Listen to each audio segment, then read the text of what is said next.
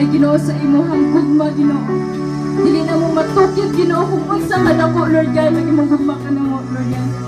Makaingon kami Father God nga unsa man kami kabilihon diha kanimo Lord. Nga bisa sa mga kapakyasan Ginoo bisa na sa kini kadako nga sa tadiya sa mga tabangan Father God. Pero ikaw Diyos Lord God nga manuluyon kayo Ginoo. Ang imong grasya o kaluoy Ginoo mo ni patigbabaw Ginoo. Ang imong gugma Ginoo nga mga nagpapasa ang mga kasalanan kasalanan Father God. Wala gyud sama kanimo kamaayo. Wala gyud sama kanimo o Dios.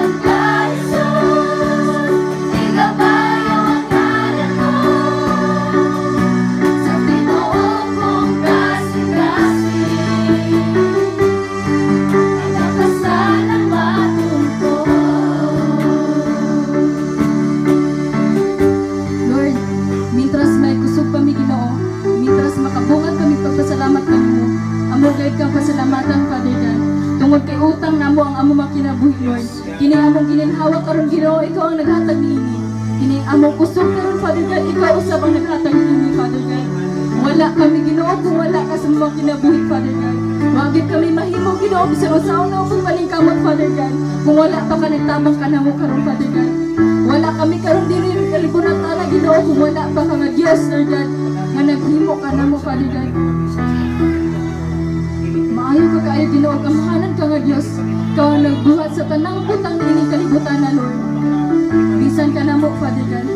Ikaw ang Diyos, Lord God, nga naghatag sa imong kinabuhi tungod og alang ka na mo, Lord. Ug usahay Ginoo, ma-taken for granted na mo, Ginoo, ang imong gibuhat dito sa cross, Father God. Tungod og alang ka na mo, Father God. Ikaw ang Diyos, Lord God, nag-antos, Ginoo, nga kami o kay amay mag-antos, Father God. Ikaw ang Diyos, Lord God, nga naghigugma ka na mo pag-ayo, Ginoo. Ug subo nga pamalandumon, Ginoo, nga usahay, Ginoo, ang among gugma, Ginoo, diya kanimo magkabugnaw, Father God. Usahay layo ang among kasing-kasing diya kanimo. Pero salamat, Lord, kay pabilin kang Diyos sa among kinabuhi. Pabilin kang Diyos, Lord God, nga nagatiman ka na mo, umaayos sa mga tanan.